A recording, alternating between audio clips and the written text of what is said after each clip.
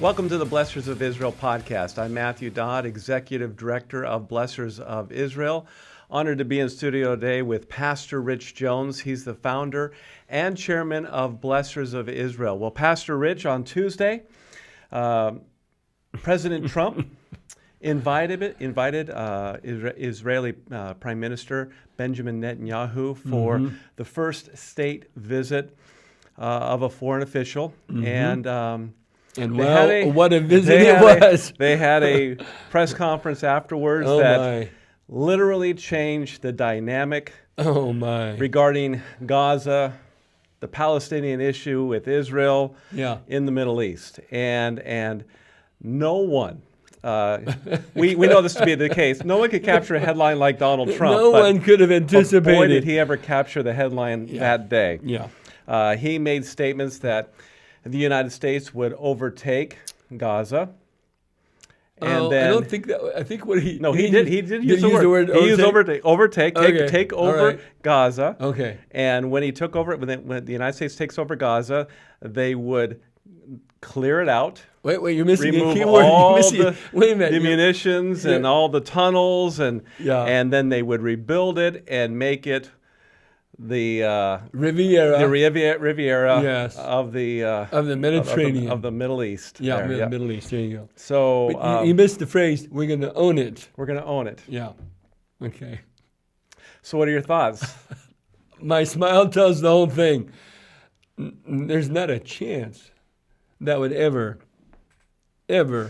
come to be. But I in many ways we've come to anticipate that Donald Trump will say things that are grandiose and not realistic, but it brings a lot of attention to the topic, right? And it gets people talking, gets people strategizing, because one thing is certain people believe that when he says he's going to do something, typically he will do it, right? That is to say, that which is realistic. For example, if he says he's going to put a tariff on Mexico, it's not a threat. He's going to do it. And so, like, Mexico takes that seriously.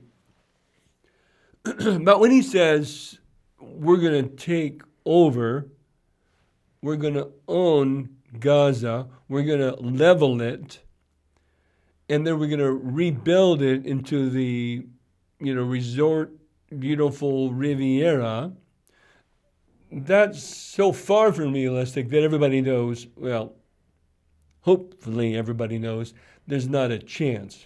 But that being said, you are getting, obviously, Israel. They're huge supporters of this one.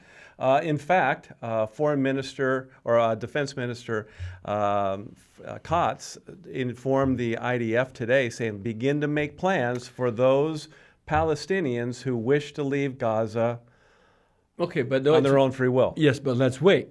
See, now that's a whole different thing. And because it's part and parcel of what Trump was talking about. It's related, but here's what's important. He didn't the IDF General Katz there. He did not say, get ready to implement Trump's full plan. No, that's not what he said.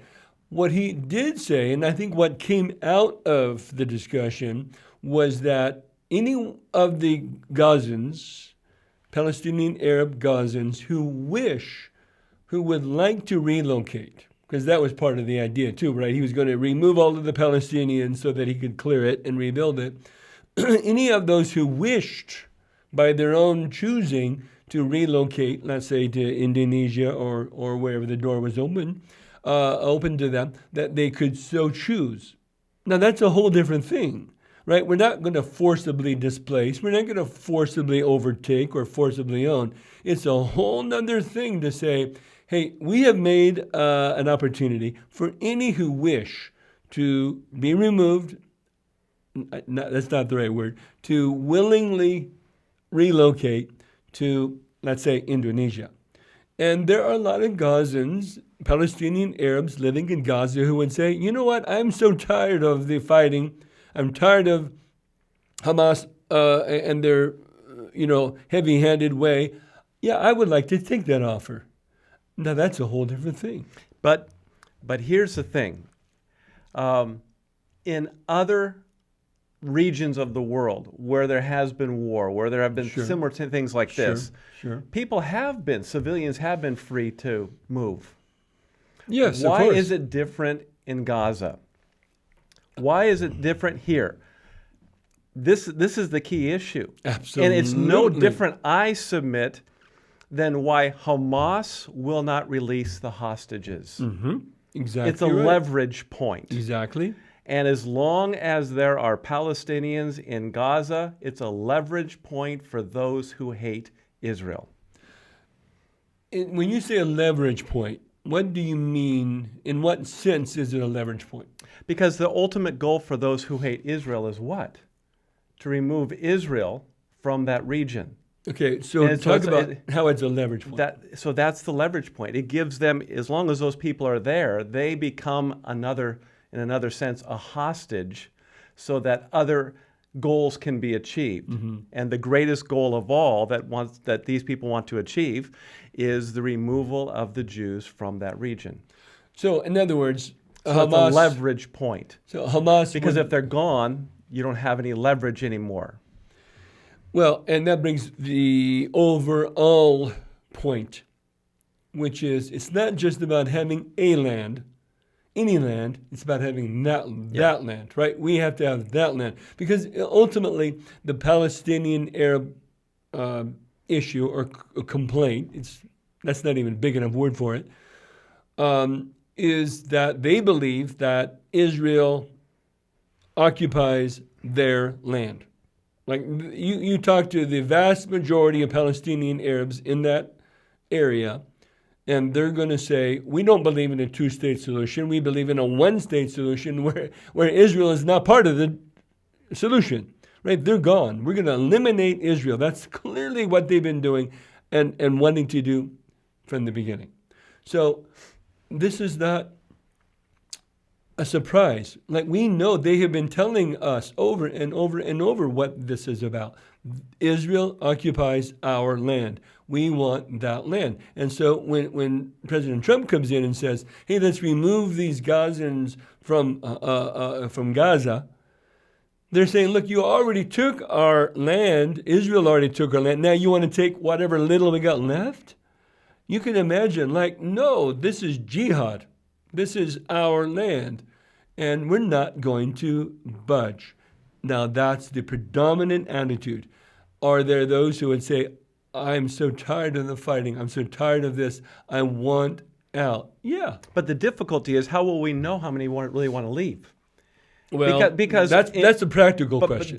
But it's a realistic one, though. I mean, you have those, you see it in the media, well, we're not going to leave, we're firm, this is where we are going to stay, this is where we stand. But they also have a gun to their head because Hamas will hunt them down and wipe them out. I mean, they already use their own people as human shields. They already booby-trapped the schools and the hospitals. Right. So I mean, again, you got to realize who we're dealing with here and how free are these people to voice their own opinions. That's right. No place for a family to raise parents to raise their children. Dangerous place. And I think on another front, it is admirable. President Trump is saying, I want peace in the Middle East. Mm-hmm. I want peace. What we've been doing hasn't been working. And so we have to look at this differently. And I think it is important to see that by even suggesting the United States taking over this area, rebuilding it, making it the Riviera of the Middle East, what you have here is him changing the narrative and bringing people back into the conversation who have been entrenched, saying, nope, this is where we are, this is what we're settled on, and no one moves anything. Nothing ever changes. And says, no, there needs to be change. And so I do appreciate the fact, at the very minimum, that he wants to see there to be dialogue. And he's the first country, ours is the first country to even offer such a thing as this. No other countries have stepped up to offer such a... Okay, that to me is almost... Like, you're right. No other country has said we're going to own it and build it Riviera. But why? Because it's so impractical, number one. But I think also because that's a method that really President Trump is unique.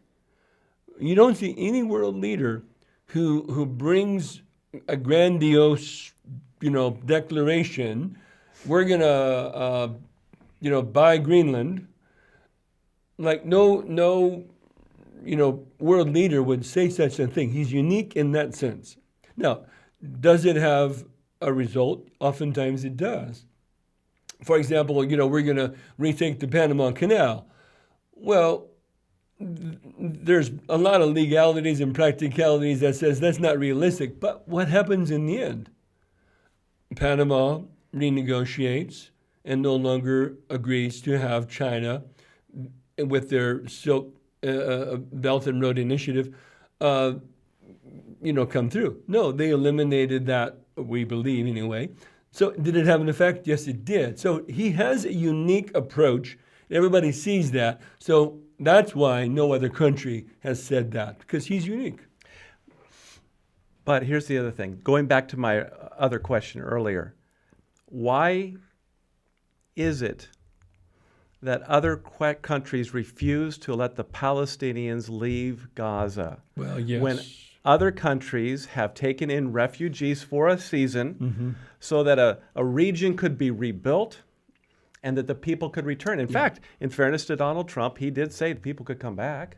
Hopefully they'll like where they live so much that they won't want to. I think he misses the point, though, that there is that identification with the land that goes much deeper than comfort. I mean, obviously it's been clear that the Palestinians are willing to endure a lot to stay where they're at, but they also haven't been permitted to move outward outside the country. Egypt doesn't want them. Jordan doesn't want them. They made it very clear they cannot come here because if they do, they may unsettle their own government structures. Let's take a step back in history, though, because you go back to the conflict of the War of Independence of 1947, 1948.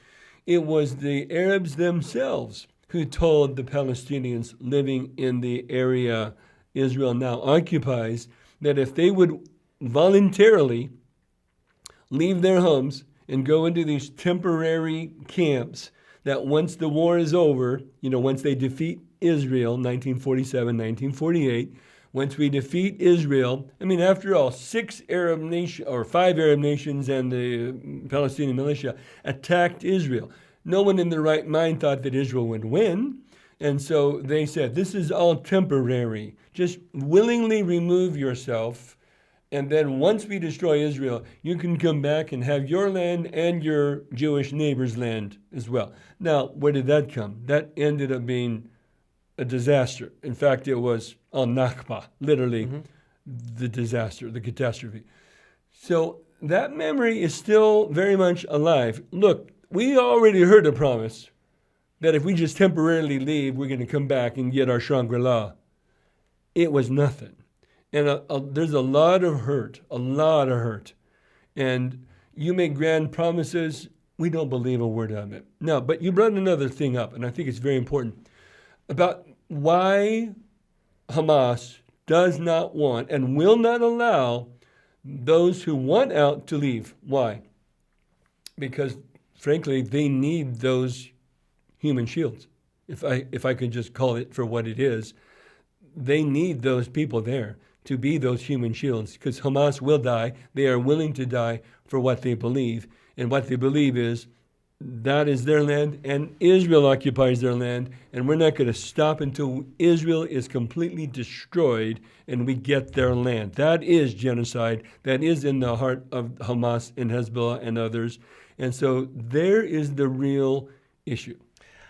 And again, through those comments, and by the way, at the very end of that press conference, he did say this is a recommendation, a strong recommendation. So I think that's very important to note as well. He wasn't implementing policy. There was going to be more dialogue that would come afterwards, but it was a recommendation. It was a strong recommendation, quote unquote there. Now, very important to see. Yes, unfortunately, it was at the end. I think it would have been, of course, much more helpful if he would have posited that up front and said, here is a thought, here is a idea, here's a recommendation, here's a dialogue that we could have. What if that would be a whole nother conversation. Hey, here's an idea. What if we're making an offer? In fact, I think that's what Secretary of State Rubio has essentially said afterward. It's like, this is just an offer. It's a generous offer is what he said. Yeah, and of course they don't No, it is a generous offer when you consider it from this perspective. Those who want out, we're going to give you an opportunity to voluntarily relocate and give you a better start, you might say. That's generous. Right? A lot of people are tired of it, and they would welcome the opportunity. But the idea of the way it was stated up front, again, that's what they're going to hear. It's unfortunate that it's a recommendation was at the end. But if it was, at the front, it would have been different. What they heard was, we're going to level it, we're going to own it, we're going to, rebuild it into a Riviera, and now the world is, reacting as if it were real. But if anyone really knew the way that President Trump operates, they would know, look, this is grandiosity. Like he's putting a grand idea out there to bring attention to the plight of the Gazans, and let's all work together to find a solution. And I would also say this, it also reveals the hypocrisy of the other actors. You have countries such as Ireland, Spain, Norway, even Canada at one point said, we'll be open to take the Palestinians. Well, I want to know, for those countries who've called out Israel and said, you have committed crimes against humanity, brought them before the International Criminal Court, the Court of Justice, are they going to be willing to take on the Palestinians? Are they going to be the first ones to make the invitation? I think Foreign Minister Katz, he brought that out as well. The hypocrisy. Again, changing the narrative. It's revealing everyone, all the different stakeholders, all the different actors for where they stand. And hopefully, this will somehow bring together the different stakeholders and maybe formulate a plan. So here you have Trump's grand plan, but we get something that's more reasonable. My own cynical view is knowing the existential threat against Israel and how difficult it will be to remove Hamas from that region. Well, that's right. That's right. Because basically Trump said there won't be any. He later said, didn't say so initially at the presser, but he later said that there will not be U.S. troops. And he also said it will not be funded by U.S. dollars. Other actors within the region will fund this. So it's kind of like the ideal situation. We'll manage it, but others will fund it. Israel will they'll be the ones doing the fighting. They'll remove Hamas from that region, and then we will begin to rebuild. And again, my point, though, is I think it does create that opportunity. People are dialoguing about it in a way they haven't before, and I think they're looking at this from different angles. And by the way, it also does another thing. It cuts off Turkey because they want to rebuild there. Sure. It cuts off Saudi Arabia as well. So it puts a lot of leverage in the United States. And I think the timing of this is also important because Iran is weakened, Hamas is weakened, Hezbollah is weakened, the whole region's changed. And now with the United States so strongly supporting Israel, you can't have a stronger message sent. With Netanyahu being the very first state leader to come to the United States. He was only going to be there for 2 days, and all of a sudden he extended it for the entire week. Sure. We have a significant statement by the president in terms of the United States support for Israel. That was an issue, by the way, that was a huge problem under the previous administration because Biden wouldn't invite Netanyahu to the White House. Right. We talked about it here, sending the wrong message, and it was interpreted by Israel's enemies as there's a weakness between Israel and the United States, and they seized the opportunity, a la October 7th. Although, in many ways, they were supported, maybe not to the degree that we would have liked, nor Israel would have liked, but there were a lot of people calling for the United States to completely turn their back on Israel, which we did not do. Thankful for that. But you're right, it was not the kind of support we would have liked to have seen. And now the contrast, of course, is quite stark. Now a statement of very grandiose statement of support. That's certainly the case. So, again, when you take a step back, that grandiose statement doesn't have any chance of being implemented in reality. But it does bring a conversation to the table. And it brings people starting to think, well, what can we do to bring about peace? Potentially. Yeah, but peace is not going to be built or answered by building Riviera or right. That's not. This is far more complicated. This and has again, to do with jihad. I think if Trump has the grandiose idea, then here's what he's proposing, but somewhere else down the line, he's saying this is what's acceptable. So here's what I've, you and I thought about this, talked about it. What he often does, he'll make some grandiose statement, and then it will be, well, let's ratchet that down into something that's workable and realistic. Okay, well, what is the ratcheting down? What would that look like? Do you remove some of them and rebuild part of it? What is the ratchet down? What are your thoughts? At this point, I really don't know. Yeah. I mean, I think this is going to have to take time. And that's why when we originally talked about this offline, I said, a lot's going to come out until this next weekend or the following weeks. I mean, even talking about the Judea, Samaria, the West Bank, he said 4 weeks from now, our people are analyzing it. We're going to make a statement in regards to Israel and the West Bank. Right. So there are I think there's significant things that are still going to roll out. There definitely needs to be more meat put on the bones in terms of details. We have just general concepts, ideas, or in Trump's words, recommendations. But it has rattled a lot of cages. Well, for sure. And rightly so. And the typical actors, your Hamas, Hezbollah, the PLO, China, they're all coming out saying, no. Of course. But even the Western leaders are saying the same thing. But at least we're dialoguing on this now. Well, and I think that's very, very important. It is important. And it also sent a clear message. The United States has Israel's back like never before. We are going against anti-Semitism in the United States on the college campuses. So those executive orders were signed as well. The munitions that have been withheld from Israel to fight Hamas, those are now being sent. So we have a lot of great progress that's being made on this front, which I think communicates the right message regarding United States support for Israel. And I think that is a very important message and that may bring people to the table more than anything else. It could. And of course, as you mentioned earlier, Iran is weakened, Syria is being recalibrated, Hamas is weakened, Hezbollah, on and on. It's a complete different situation.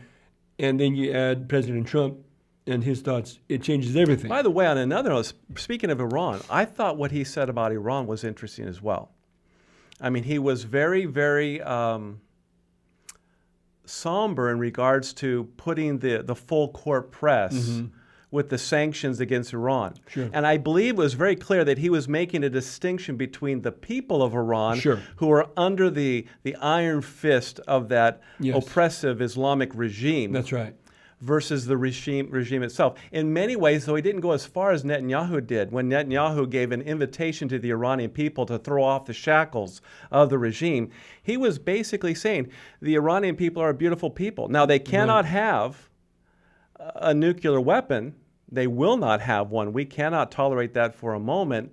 But we're praying, we're hoping that these sanctions will bring them to the table to ensure that they never do. Yeah. And I thought that was very, very reasonable on his part, very diplomatic on his part. I thought he made a great distinction right there. And diplomacy is always helpful, and I think that was very well done. And the right response to that circumstance. Back to this one, however, I think that what's missing from it is the recognition that this is about jihad. This is about an ideology. This is about destroying Israel.